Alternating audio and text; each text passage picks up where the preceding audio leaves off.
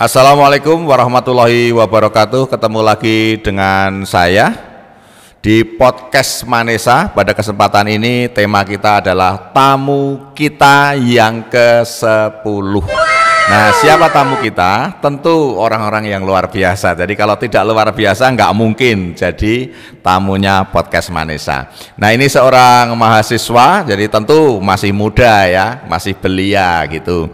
Yang kuliah di Beijing Jiaotang University, dan dia ini mengambil jurusan Railway Engineering and Transportation. Nah, biar tidak penasaran Sobat Manesa, yuk kita sekarang sambut. Inilah Mas Abdi.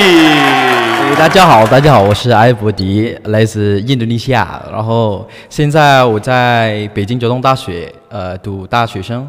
现在大三了，然后现在有机会放假回国。Ya, rasanya saya seperti nonton film kungfu guys pada hari ini, dan saya nggak tahu apa yang dia katakan. Apa tuh Mas Abdi yang Anda katakan, Mas Abdi? Ya, halo semuanya, aku Abdi Hoyu Purnomo, asli Indonesia, bukan Chinese ya, jadi asli Indonesia. Saya sekolah di Beijing Jiaotong University di China, terus tahun ketiga sekarang di sana, terus sekarang lagi ada kesempatan buat pulang ketemu Pak Aziz sama Bu Indri. 3 tahun tidak pulang ya Mas ya? 3 tahun tidak pulang Pak. Oke, Sobat Manesa, jadi begini, Mas Abdi ini murid saya. Nah, kemudian juga kebetulan waktu itu wali kelasnya itu Bu Indri. Nah, saya kepala sekolahnya, bisa dibayangkan muridnya saya kayak gitu, bagaimana saya gitu kan. Jadi luar biasa, tambah luar biasa, sombong-sombong dikit gitu ya. Kalau nggak menyombongkan diri, siapa yang mau mengangkat harkat martabat saya? Oke pemirsa, sebelum kita bertanya-tanya dengan pokok intinya, tapi gini Mas Abdi, Mas Abdi tadi menyampaikan bahwa Mas Abdi asli Indonesia, bahkan namanya pakai Purnomo, ya toh? Itu jelas dari Jawa kira-kira gitu. Ya, tapi kenapa setelah 3 tahun di Beijing kok kemudian matanya juga ikut-ikutan sipit? Apa orang Cina mata sipit itu karena daerahnya, gimana Mas Abdi? Mungkin terbawa suasana Pak. Jadi kalau orang China ketemu orang itu senyum biasanya. Ya, oh orang, gitu ya. Sebenarnya orang Asia kayak orang Korea, orang Jepang, orang Cina itu kebudayaannya yang sama. Kalau misal dengan orang ya senyum. Orang Indonesia pun juga kan Pak. Senyum itu sedekah, benar diajarkan. Ya itu benar. Jadi kalau senyum tuh sipit-sipit. Nah itu jadi kayak gitu Pak. Jadi terbawa ya. Ya terbawa. Karena setelah tak perhatikan, apalagi tadi ketika masih pakai kacamata, kok Cina banget ya ini. Padahal ya kurcah Kebumen gitu loh. Luar biasa guys. Oke Mas Abdi, ya saya tahu Mas Abdi ini kan asli Kebumen. Dulu sekolah pertama kali jadi murid saya di Mantiga itu ya kita ya desa gitu itu. Itu sebenarnya orang tua profesi apa Mas? Bapak itu apa? Bapak itu basicnya lulusan SMA Pak. Lulusan SMA, terus kerja SMA. Di apa? Kerja sempat ada di pabrik, ada di pernah Gojek juga Pak. Pernah Gojek juga. Jadi saya backgroundnya keluarga yang biasa gitu. Tapi katanya PNS. Nah, ibu itu pernah kerja di, ya pertama memang dia di kesehatan ya, di rumah sakit, terus jadi perawat, terus alhamdulillah diangkat jadi PNS juga. Berarti yang PNS ibu, yang PNS. Bapak serabutan. Kecekele. Nah. Mas Abdi ini anak nomor berapa? Nomor 1 Pak. Tapi Bapak sekarang jadi kepala desa. Oh, alhamdulillah. Alhamdulillah. Setelah Mas Abdi di Beijing ya? Enggak, sebelum berangkat Bapak diangkat. Alhamdulillah. Pilihan kan? Pilihan. Pilihan dan menang. Menang. Alhamdulillah barokahnya. Bapak nih menang pilihan lurah, jadi lurah, anaknya ketompo beasiswa ke Beijing. Nah gini Mas, bahkan kalau saya melihat dulu, maaf ya Mas Abdi itu bukan istimewa menjadi murid saya, tapi ya biasa-biasa aja gitu. Biasa aja. Kok bisa lolos dulu? Gimana itu? Padahal itu bersaing berapa Mas? 1 banding berapa? 1 banding, kalau di kampus saya mungkin 1 banding 100 banding 200 gitu. Untuk memperebutkan beasiswa itu? Iya, beasiswa. Oh itu, 1 banding 100. Yang biasa-biasa saja kok akhirnya kemudian menang persaingan itu, atau ceritakan dulu Mas, seperti apa dulu? Ya. Jadi itu saya sempat saat jadi murid Bindri, wali kelas saya dulu. Saya memang dulu background saya memang ini Pak, MTS 1 kan. Jadi sekolah agama Kebumen yang MTS terkenal itu ya. Yeah. MTS 1 terus yang matematikanya selalu 100 itu kan. target. Jadi sobat Manesa di Kebumen ini enggak apa-apa, sama-sama madrasah kan. Tak sampaikan ada sebuah madrasah di Kebumen itu yang siswanya itu lebih dari 50% kalau ujian nasional itu nilai matematikanya 100. Nah, Mas Abdi itu bagian dari MTS itu yang kemudian bergabung dengan saya di Jogja. Oke Mas, lanjut Mas. Ya terus habis itu memang saya di lulusan dari sana tuh biasa sebenarnya Pak, biasa. Karena memang saya nggak terlalu terobsesi dengan pendidikan saat itu. Saya aktif di organisasi, memang dari dulu saya aktif di organisasi, aktif di olahraga Pak, olahraga, aktif di musik juga. Saya itu pernah klub akapela Pak. Akapela itu nasyid. Itu di MAN juga saya pernah punya juga. Lalu lanjut ke MAN, saya juga nggak terlalu fokus di ini Pak. Tapi kenapa tidak fokus di pendidikan? Di pendidikan juga. Saya mungkin belum ada terbuka motivasi untuk buat kayak belajar dan lain sebagainya. Terus semenjak di MAN saya nggak bejone ditempatkan di IPA 1 yang memang notabene murid-muridnya itu dari luar dan dari segi akademis itu tinggi, pinter-pinter. Jadinya ranking mau bilang siswa yang tidak ranking. Itu aja alasannya panjang lebar. Oke, terus Pak. Asis tuh. Emang ya gitu. Jadi nggak ranking. Ranking terakhir kalau masih diingat ya, Bintri boleh ditanya. Ranking terakhir pernah, ranking 2 terakhir, 3 terakhir pernah juga. Nah, tapi ibu saya pernah bilang ke saya Pak saat itu. Nah, ini udah pokoknya kelas 1 sampai kelas 3 nggak ranking. Apalagi kelas 2 saya sering nyekip kelas. Buat nge-event terus kegiatan di luar. Saya ikut Dewa. Ikut Dewa Pak. Oh, ikut OSIS, Dewa. Dewa itu OSIS. Sahabat Manesa, Dewa itu OSIS. Singkatan dari Dewan Siswa gitu. Dewan Oke, lanjut Mas. Ya, jumlahnya ada 9, dulu pernah orasi dapat kesempatan jadi. Terus departemen apa? Departemen Bela Negara. Oh, Bela Negara. Ngurusi itu Pak, geng-geng dulu. Sering dibenci lah sama anak-anak gitu. Ya kan dulu kan masih ada problem banyak tuh. Nah, saat itu memang saya itu aktifnya di organisasi dan alhasil di kelas tertinggal. Memang. Tapi lama kelamaan saya kan tersadar gitu. Mau kayak gini terus. Kelas 3 kepikiran mau ngejar terus itu Pak. Tapi masih aja belum ada level yang kondisi di mana saya tuh termotivasi kuat untuk maju gitu, buat belajar gitu. Atau mungkin pada saat itu belum punya obsesi ya? Mungkin Pak. Jadi aku mau jadi apa, mau ngapain itu kayaknya belum ya? Benar.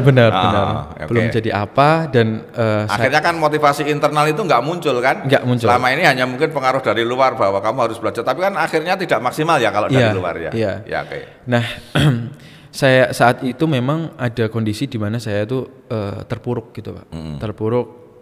Saya tuh sempat sering menangis gitu saat sering sholat malam kan dulu Pak. Alhamdulillah gitu. Terus bisa bangun malam karena asramanya jelek ya? Enggak juga. Jadi tidurnya nggak nyaman? Enggak juga sih Pak. Oh enggak ya? bagus kok asrama. Terus ya itu pokoknya masa ya kayak gini terus ya udah saat itu saya berjuang buat ngerampungin lah. Sempat saya dimotivasi oleh Pak Aziz, saya masih ingat sebelum UN, terus Pak Zainal Fanani almarhum dulu, saya termotivasi juga dari beliau buat minimal kuliah gitu, dapat kuliah yang negeri. Kan kalau misal swasta dari background dari ekonomi biaya, yang biasa, dari biaya circle yang didapat pasti berbeda. Nggak begitu maksimal ya? Ya nggak begitu maksimal. Dan akhirnya lanjut usaha terus buat ngejar UN bagus pun kayak nggak kejar gitu Pak. Alhamdulillah ya dapet. Nah itu dapetnya kuliah di UIN 1 tahun. UIN Sunan Kalijaga. UIN Sunan Kalijaga. Jurusan Hukum Tata Negara. Hukum Tata Negara. Dari IPA masuk ke Hukum Tata Negara. Oke, enggak apa-apa. Tapi itu jalur jalur dulu apa namanya, Pak? SNMPTN, SNM PTKIN ya, PTKIN. Iya, jadi yang jalur madrasah. Rapot, ya, rapot. Gitu. Kalau sekarang namanya SNBP. Seleksi Nasional Berbasis Prestasi. Ya, Oke, lanjut Mas. Lanjut di UIN, saya sempat dulu kok mikir gitu Pak. Saya background IPA gitu. Terus saya dulu zaman MTS SD itu saya UN bagus banget Pak. Pokoknya matematika, terus IPA itu saya suka gitu dulu. Tapi mungkin pas zaman SMA fokusnya di lain, jadi kayak menurun. Saat itu pengen kuliah teknik Pak, saya beneran kuliah teknik. Niatnya saya tahun kedua mau SBM di UGM ataupun di UI atau ITB gitu, ambil teknik lah. Saat itu nggak kepikiran juga mau daftar sekolah luar negeri, tapi saya masih ingat banget saat motivasi Pak Zainal Fanani, saya nulis cita-cita tuh kuliah di luar negeri. Apa yang mau saya coba gitu. Nah, saat setengah tahun itu saya jadi pada lembar komitmen itu menulis kuliah di luar negeri. Tapi waktu itu sempat masuk di UIN. Terus akhirnya kemudian ingat kembali komitmennya ya. Iya, ingat kembali komitmen. Ini Sobat Manesa, jadi kan saya juga keliling kemana-mana itu sama Bu Indri itu Mas. Melakukan hal yang sama. Jadi banyak siswa SMP, MTS yang saya datangi itu atau yang mereka mengundang kami itu juga gitu Mas. Saya suruh bikin membuat lembar komitmen. Tapi kalau anak SMP ya baru tujuannya SMA-nya kemana, nilainya berapa gitu. Karena sering saya katakan tujuan yang tidak jelas itu tidak akan menyebabkan kegagalan. Benar. Dan orang yang tidak merencanakan dengan baik itu sama dengan merencanakan kegagalan. Kira-kira gitu ya Mas ya. Benar. Terus ingat itu ya Mas, ingat itu. Terus kemudian mencari informasi tentang ya kuliah di luar negeri. Saya cari di Turki, coba Turki Pak. Saya pernah coba Turki, Rusia, Australia, terus Jerman juga. Jerman cuma lihat persyaratan ternyata kayak kurang tertarik gitu. Akhirnya yaitu saya daftar semua. Yang lolos tuh kalau nggak salah banyak lolos Pak, tapi nggak provide beasiswa, kadang-kadang scholarshipnya cuma setengah. Tidak gimana? Nggak provide tuh tidak. Beasiswanya tidak penuh. Tidak penuh ya. Tapi sebenarnya dari semua yang tadi disebutin itu lolos ya Mas? Ya, karena kok bejomen loh Mas. Enggak. Itu ngono ibumu kita. Saya pengen sharing juga. Saya saat itu jadi marbot Pak di UIN, marbot masjid tuh. Masya Allah, subhanallah, luar biasa. Di masjid mana Mas? Saya masjid Nurul Iman dulu di daerah XT Square sampingnya. Itu ada masjid kecil di perumahan. Itu kalau arah punya XT Square terus arah ke timur ke arah Ngulon. Itu ada belokan setelah lampu merah, ada belokan ke kanan. Nah itu ada belokan pertama ke kanan. Pokoknya barat UIN lah. Ya, barat. Oke, ini sedikit ini karena ini value perlu kasih penjelasan kepada Sobat Manesa. Jadi ternyata bejo itu nggak ada. Bejo itu tidak ada. Tiba-tiba dapat itu nggak ada. Jadi pasti ada rentetan hal-hal sebelumnya yang mendasari akhirnya kemudian kita mendapatkan sesuatu itu. Nah tadi Mas Abdi sudah bercerita sebenarnya tidak berprestasi gitu. Tapi kenapa ketika daftar ke Turki, daftar ke Rusia, daftar ke Jermani, Australia, keterima semua gitu. Nah rupanya di belakang itu ini Mas Abdi ini menjadi marbot masjid dan ini barokah dari itunya sehingga ini perlu Sobat Manesa pahami ya. Jadi maka yang namanya amal baik, yang namanya berdoa, menghormati orang tua dan lain sebagainya itu efeknya sangat besar. Itu efeknya sangat besar dan hari ini kita sudah mendapatkan contoh yang konkret, contoh yang nyata akan hal itu. Gitu Mas, karena ini value Mas, perlu tak perjelas gitu. Iya. Ayo Mas Abdi, terus gimana Mas? Jadi tadi dari sekian banyak keterima semua, tapi kok beasiswanya enggak menggiurkan ya. Ada gitu. Tapi tidak penuh ya. Terus akhirnya saya daftar di China, saat itu ada kakak kelas juga namanya Kak Iva. Saya juga terima kasih sama Mbak Iva. Kakak di mana? Di Mantiga juga. Alumni Mantiga? Alumni Mantiga juga. Kuliah di China? Kuliah di China. Oh, ada juga ternyata Fitri. Ya, oke, terus? Ya, Mbak Iva itu lulusan tahun 2016 kalau nggak salah. 2016. Jadi saya kelas 1, dia kelas 3 SMA. 2016 berarti kepala sekolah aku juga itu? Iya. Saat itu belum ya, Pak? Kalau lulusnya ya? Lulusnya iya, karena aku jadi kepala sekolah tahun 2015. Bulan September. Aku dilantik jadi kepala sekolah di Mantiga. Iya. Lanjut, Mas. Saat itu nawarin juga. Saya kan memang research juga, Pak, riset gitu. Mau masuk mana nih, terus gitu. Tanya ke Mbak Iva juga. Mbak Iva itu nyaranin, ini ada beasiswa Chinese Government Scholarship. Nah, provide apa aja, terus tercover apa aja beasiswanya. Katanya full scholarship, cuma minus tiket pesawat aja. Tiket pesawat sebenarnya ya kalau semisal nggak mahal ya nggak mahal banget. Tapi kalau semisal kita mau pulang, itu dari Mbak Iva bilang sendiri, kita bisa nyisin uang beasiswa buat pulang kok, buat beli. Oh, kayak gitu ya. Tapi mungkin tiket berangkat kita bayar sendiri. Nah, saat dan waktu itu hanya berapa, Mas? Tiket pesawat 2.500.000 sampai kayak di Malaysia lah gitu, Pak, ke Malaysia. Ya memang murah gitu, Pak. Padahal jaraknya kan hampir sama dengan Arab Saudi. Iya. Padahal kalau kita ke Arab itu 10 juta, Mas. 10 juta. Soekarno-Hatta Jeddah itu 8 juta, Soekarno-Hatta Madinah itu 10 juta, Mas. Berarti nang Cina kok murah ya. Oke, lanjut, Mas. Lanjut, Mbak Iva nyaranin beberapa kampus yang bisa jadi pilihan. Akhirnya saya daftar, itu namanya Beijing Jiaotong University. Dia ada 2 tipe beasiswa ya, Pak. Dia lewat embassy sama lewat KBRI ya, lewat universitas. Saya lewat daftar universitas. Saat itu ada pembayaran, Pak. Pembayaran pendaftaran. Jadi pendaftaran lewat online itu ada pembayarannya juga. Saya punya sepeda fiksi saat itu. Sepeda bagus lah, fiksi. Harganya ya lumayan. Saya jual sepeda itu, Pak. Buat daftar itu, Pak. Berapa itu, Mas? 700.000 kalau 700.000. Saya tambahin 300.000 dari ada berarti beberapa. Bayarnya 1 juta.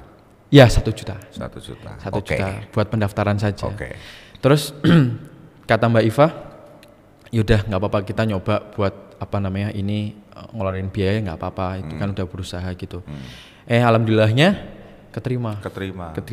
Tapi saat itu masih keterangannya itu keterimanya universitas saja ya gitu. Terus kata Mbak Iva, kalau sudah keterima universitas, karena kan saya lewat tipe universitas. Itu memilih jurusannya, probabilitasnya keterima itu 70%. Saya senang banget dengar dari itu. Wah, iya ya. Terus habis itu ada interview, Pak. Nah, interview itu pakai bahasa Inggris memang.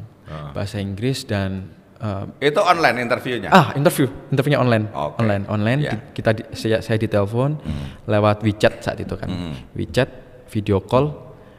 Ya, apa yang ditanya sederhana banget, paling nama, terus motivasi, terus kenapa pilih jurusan, kenapa pilih kampus ini, pilihan kayaknya pertanyaan standar lah, kita udah nyiapin dengan matang.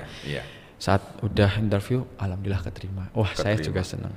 Jadi nggak ada tes tulis, Mas? Nggak ada tes tulis. Tes murni rapot sama TOEFL, sertifikat bahasa gitu, sertifikat bahasa. TOEFL-nya berapa, Mas? Saat itu saya 555 harus. Minimal segitu? Minimal 500. Minimal 500. Ya. Oh ya. Berarti kuncinya kemauan sama ini ya, modal kemampuan bahasa Inggris ya, Mas ya. Tapi dan ini memang nggak semua orang ya, maksudnya kasusnya. Ada yang di bawah 500 pun keterima gitu. Oh ya. Jadi kayak. Tapi itu buat portofolio nggak, Mas?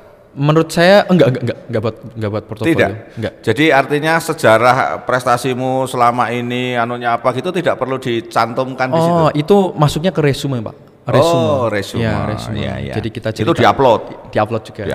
Oh. Saya masih ingat saat itu minta surat rekomendasi sama Pak Aziz. Iya. Satunya tak kon gawe dhewe, tak tanda tangani wong aku nggak bisa ya, waktu itu saya suruh buat sendiri. Kemudian tapi saya konsultasikan sama Bu Faila namanya. Oh ya. Guru bahasa Inggris itu. Bu Faila ini udah bener belum gitu. Terus Bu Faila udah bagus, Pak. Ya udah saya tanda tangani karena saya juga nggak tahu. Tapi kan berbeda ya resumenya anak-anak Indonesia, artinya begini, yang digunakan untuk daftar perguruan tinggi di Indonesia sama ke luar negeri itu kan beda. Beda. Kalau di luar negeri itu kan harus jujur ya. Apa adanya, sehingga nanti akan, karena gini Mas, setelah itu tuh ada konfirmasi dari sana itu, ada konfirmasi ke pihak sekolah. Nah sekolah itu juga ditelepon, kemudian ditanya data-data itu. Waktu itu yang kebetulan yang saya suruh jawab Bu Faila juga waktu itu, Bu Laila. Nah Bu Laila jawab bla bla bla bla bla. Jadi pasti gitu. Maka kejujuran ini harus, soalnya kalau tidak jujur, nanti ketika itu dikonfirmasi, pendapat orang bisa berbeda. Tapi kalau jujur pastilah, karena kan kemudian sama kan, relatif sama gitu. Nah gitu Sobat Manesa yang perlu diperhatikan ya. Kalau saya nyebutnya itu portofolio, di sana sebutannya resume ya Mas ya. Oke, terus keterima, kemudian berangkat ke sana tanpa modal bahasa China. Nah, terus awal-awal gimana Mas itu? Karena memang beasiswa itu kita bisa pilih Pak. Kalau memang yang sudah punya basic bahasa Mandarin, walaupun ada sertifikat, itu ada pilihan juga mau atau enggak untuk program belajar setahun Mandarin. Matrikulasi. Kalau di Jerman student college. Ya, student college. Oke, ya. Kalau di sana namanya preparatory school. Preparatory school, ya. Chinese class gitu. Habis itu 1 tahun berlalu ya. Berarti 1 tahun itu belum dihitung kuliah? Belum dihitung kuliah. Belum. Ya. Jadi kalau berarti memang sama persis student college ya. Kalau ditambah program bahasa memang 5 tahun gitu. Kalau misal S1 ya, bachelor degree. Nah, habis itu ya banyaklah kisah sedih, senengnya pas saat preparatory school ya, tapi kita jalani. Iya. Karena setelah 1 tahun itu ada tes juga.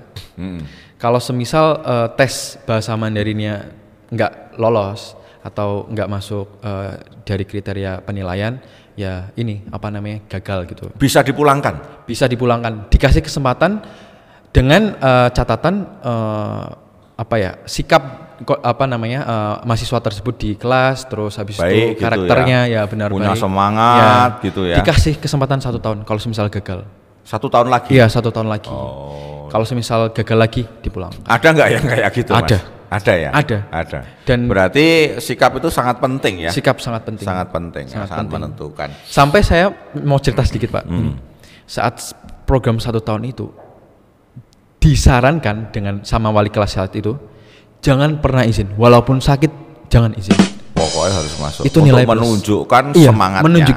Menunjukkan semangat. Bahkan sampai saya masih ingat, saya Pak saat itu benar-benar sakit Pak. Saat itu kondisi minus 40 derajat winter. Oh iya. Meludah aja langsung jadi es batu ya. Iya. Itu kalau pipis dimain-mainin jadi candi kecil itu ya.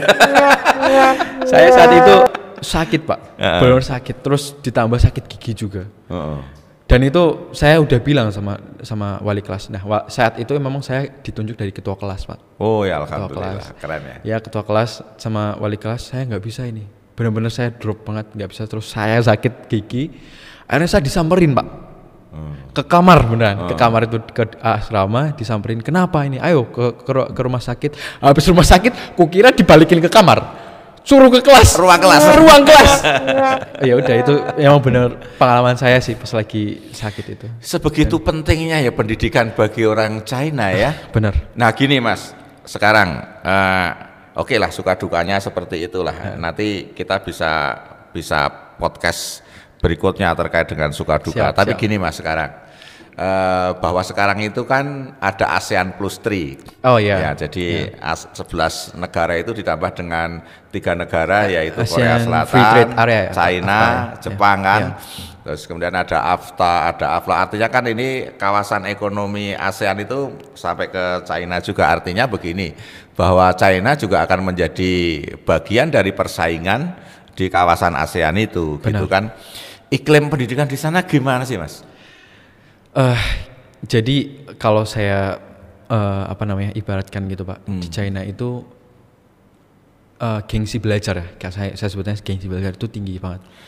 Boleh saya katakan begini, bahwa prestasi hasil dari pendidikan itu dianggap menjadi sesuatu yang sangat berharga. Iya, berharga dan bisa dibanggakan. Jadi sangat dibanggakan. Juara kelas kayak juara gitu, kelas, benar. Itu sesuatu yang sangat bergengsi ya? Iya, bergengsi. Bahkan itu nggak melulu tentang kayak pendidikan. Bahkan yang non akademik itu juga apa ya sebagai kita sebutnya prestasi juga. Maksudnya misalnya dia punya kemampuan bulu tangkis atau apa gitu. Iya, itu prestisius iya, ya. prestisius. Memang prestisius dianggap kayak apa. Dan saya sukanya orang China itu sangat balance, Pak. Sangat balance. Maksudnya gimana? Balance itu sangat apa ya? Walaupun dia berprestasi dalam badminton ataupun bulu tangkis bulu tangkis, sepak bola. Tapi di kelasnya? Di kelas bagus. Gitu ya. Memang ya kalau saya itu melihatnya mereka terobsesi dengan kesempurnaan, Pak. Bahkan ya, Pak, saya ngelihat kalau semisal kurang tinggi, anak saya tuh saya termasuk pendek ya? Pendek di sana, Pak. saya minder, Pak, di sana. Mungkin anak SD seketinggi kamu ya? Iya, Pak. itu bagian dari kesempurnaan mereka gitu kayak. Jadi semakin tinggi itu semakin apa ya? Mungkin diperhatikan. Kalau mungkin pandangan mereka ya, diperhatikan lebih jadi apa ya?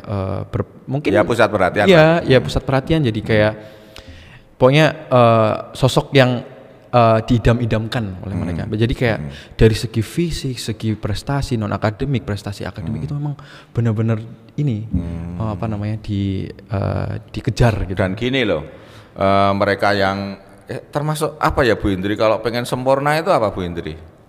Perfeksionis ya. Perfeksionis ya. Perfeksionis. Nah, orang-orang perfeksionis di sana itu juga bagian dari pesaing-pesaing anak-anak kita kan, generasi muda kita kan. Benar. Maka dan kemudian sering saya katakan Indonesia itu negara yang paling seksi, negara yang paling makmur, paling indah, paling nyaman, nggak ada minus 40 derajat kecuali di kulkas gitu kan di Indonesia. Jadi maka mereka pun sebenarnya juga kalau disuruh milih tinggal di Indonesia. Maka kalau kita ini tidak mampu untuk bisa membentengi itu dengan kualitas diri, bisa jadi mereka juga akan datang ke Indonesia gitu kan. Benar. Dan kita akan terusir dari negara kita sendiri. Nah ini perlu yang menjadi jadi ternyata di sana pendidikan begitu ya. Terus pendidikan gratis atau gimana Mas di sana itu? Kalau pendidikan di perkuliahan itu ada sistem OKT juga semester gitu. Oh bayar ya? Ya bayar. Untuk warga negara? Ya, tapi itu murah sekali Pak. Oh gitu. Jadi ya, kalau saya kemarin tanya dari teman saya itu mungkin bukan semester ya, per tahun gitu.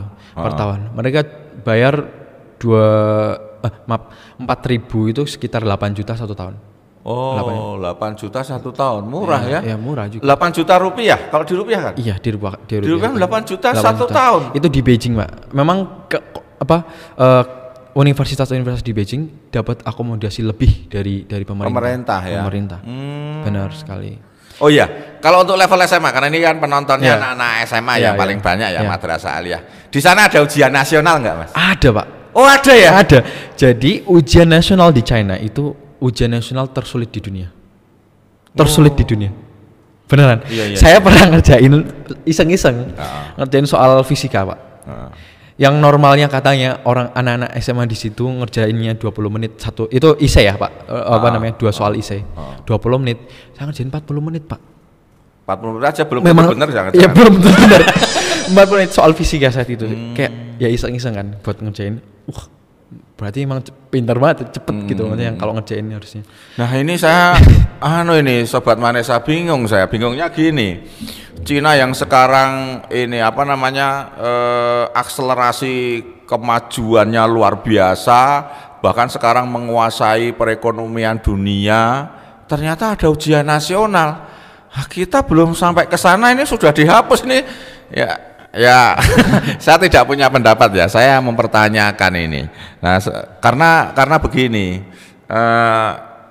dalam pandangan saya setelah ujian nasional dihapuskan itu motivasi belajar anak-anak yang saya lihat ya itu kalau di Jogja masih ada namanya ASPD Mas, ASPD. Karena sudah 3 tahun di Cina nggak tahu ya. Di Jogja itu ada ASPD, itu Asesmen Standarisasi Pendidikan Daerah. Itu ya sama kayak ujian nasional tapi hanya untuk region 12 Jogja saja. Nah, yang lain itu nggak ada di tempat lain itu. Nah, sehingga kemudian anak-anak itu ya agak ogah-ogahan gitu, belajar. Ternyata di sana ada ujian nasional. Terus fungsinya ujian nasional untuk apa, Mas? Di sana itu. Ujian nasional sangat menentukan buat nilai masuk ke perguruan tinggi. Oh, jadi misalnya di sana ada SD nggak, Mas? SD ada. Berarti SD berapa tahun? 6 tahun juga. 6 tahun juga. 6 tahun. SD ada ujian nasional. Ada ujian nasional. Untuk memilih SMP favorit. SMP favorit. Ada zonasi nggak Mas?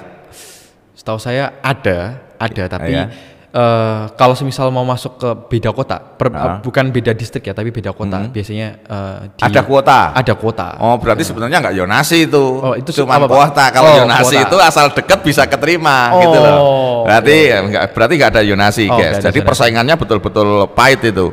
Nah, kemudian dari SMP ke SMA pakai itu juga. Ya, kemudian dari SMA masuk perguruan tinggi pakai itu juga. Iya, benar.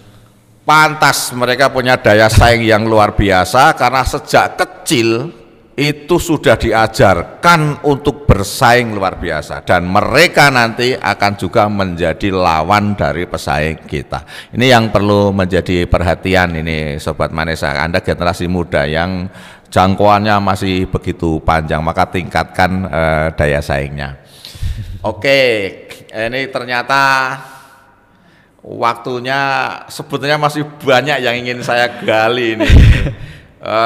Wah, tapi waktu tidak memungkinkan. Nanti kalau terlalu panjang juga nanti akan boring ini penonton. Iya benar. Gini, tapi masih ada satu Mas untuk closing statement itu.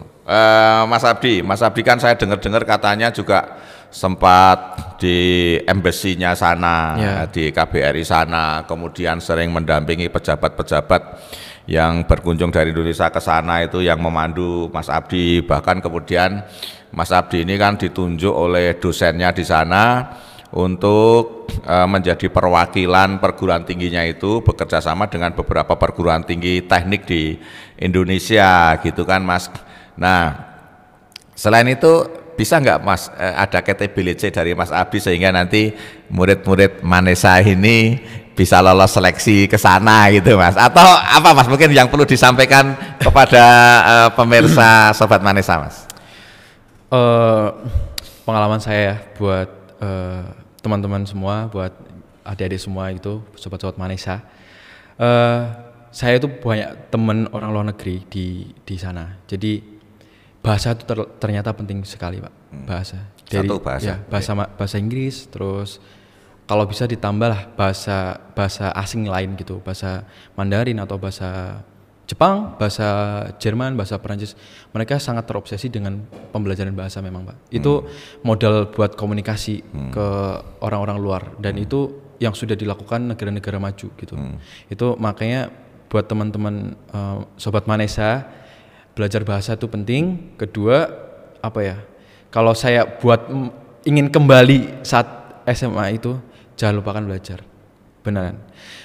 Kalau waktu bisa diulang gitu kalau waktu bisa diulang, ketika SMA kan belajar mati-matian. Karena gimana ya? Kalau di fisika tuh ada namanya F sama dengan MA kan, F gaya. Jadi kalau misal teman-teman semua mau dapat prestasi baik, kalau misal karena masanya terlalu berat gitu, karena ini kan udah telat gitu Pak. Kita butuh percepatan kan Pak, butuh percepatan buat nyamain gaya dengan teman-teman yang udah di level tersebut. Jadi kayak saya percepatan itu jadi sakit, maksudnya butuh effort lebih gitu buat ke situ. Jadi kalau semisal saat SMA bisa dimanfaatin, waktu bisa dimanfaatin benar-benar. Mungkin sekarang tidak begitu ngoyo ya. Iya, begitu ngoyo. Manfaatin sebaik-baiknya buat belajar. Jangan sampai kalian menyesal di kemudian hari. Ini benar-benar nggak cuma mungkin saya Pak Aziz juga pernah seperti itu ya. Iya. Seperti itu.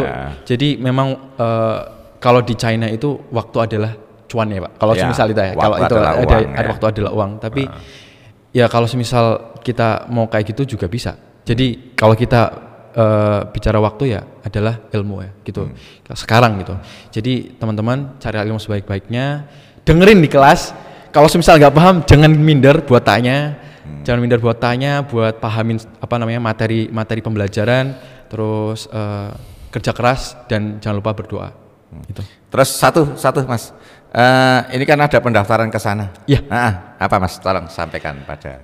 Pendaftaran di sana kesempatan buat warga Indonesia itu gede banget, karena potensi buat hubungan Indonesia dengan China itu tinggi. Jadi teman-teman yang buat belajar di China pasti kuota banyak buat belajar di sana. Dan jangan mikir kayak kuliah di luar negeri, apalagi kan kadang-kadang mindset China tuh jelek, ya Pak, maaf ya. Itu janganlah. Aku sebetulnya mau menggali itu, tapi waktunya habis. Enggak apa. Ini cuma sedikit aja Pak. Jadi jangan remehkan kayak apa ya, China sekarang udah mulai menguasai dunia. Amerika sekarang udah pada takut terus habis. Dan Islam ternyata di sana dijunjung tinggi ya? Iya, dijunjung tinggi. Karena Imam Ghazali itu ternyata orang China. Itu sih. Jadi jangan kayak apa ya? Entah kalian mau belajar di mana. Yang penting ada diri kalian gitu. Mau jadi orang benar, mau jadi orang yang maksudnya buruk, itu tergantung kalian. Kalian bisa apa ya, mengambil ilmu sebanyak mungkin dimanapun, terutama ya di China itu. Itu sih, teman-teman. Terakhir Mas Abdi, sanggup nggak jadi mentor anak-anak yang ingin kuliah di sana? Siap. Siap ya Mas Abdi ya. Siap. Dan ada pendaftaran yang pertama bulan Juni. Bulan Juni ada beberapa jalur gitu Pak. Ada Kementerian Commerce tuh, Kementerian ekonominya mereka. Habis itu Desember itu Chinese Government Scholarship yang memang Juni ada, Desember ada. Berarti setiap semester ya ada ya? Biasanya kalau semisal Juni itu yang udah ada raport ya Pak, raportnya sudah ada. Terus Desember kan kadang-kadang teman-teman kan belum lulus. Nah itu bisa lewat situ juga. Jadi kalau semisal teman-teman masih kelas 3 enggak, yang sekarang kelas 12 sekarang. Ya, kelas ini 12 kan udah selesai Mas. Kelas 2 sekarang udah selesai. Ya. Bisa. Berarti Juni udah bisa daftar kan? Bisa. Itu nanti minta bantu Mas Abdi ya? Boleh. Oke, yang nanti berminat Sobat Manesa hubungi saya. Siap. Ya. Nah, saya punya nomornya Mas Abdi, tapi nomornya Mas Abdi tidak saya share di sini. Pokoknya yang berminat hubungi kami, tidak harus saya, tapi hubungi kantor di MAN 4 Sleman, maka kalian akan difasilitasi. Secara kebetulan Mas Abdi ini punya pengaruh besar lah di sana. Jadi di perguruan tingginya sana itu termasuk berprestasi. Padahal di MAN 3 aja kalah loh dengan yang lain ya. Bisa dibayangkan. Enggak, waktu itu karena belum serius ya. Saya kira gitu ya Mas Abdi, terima kasih bincang-bincangnya sangat bermanfaat. Dan kabarnya Mas Abdi nanti bulan Juni juga akan pulang liburan di Indonesia, maka tolong kabarin kami Mas. Sehingga nanti Mas Abdi akan saya ketemukan secara luring kepada siswa di sini, biar mereka kemudian semakin terbuka wawasannya dan motivasinya luar biasa. Oke, gitu Sobat Manesa, hanya seperti itu bincang-bincang kita pada hari ini, mudah-mudahan bermanfaat. Saya selaku host banyak salah atau kelakar yang menusuk hati para pemirsa sekalian, saya mohon maaf. Billahi taufiq wal hidayah. Wassalamualaikum warahmatullahi wabarakatuh.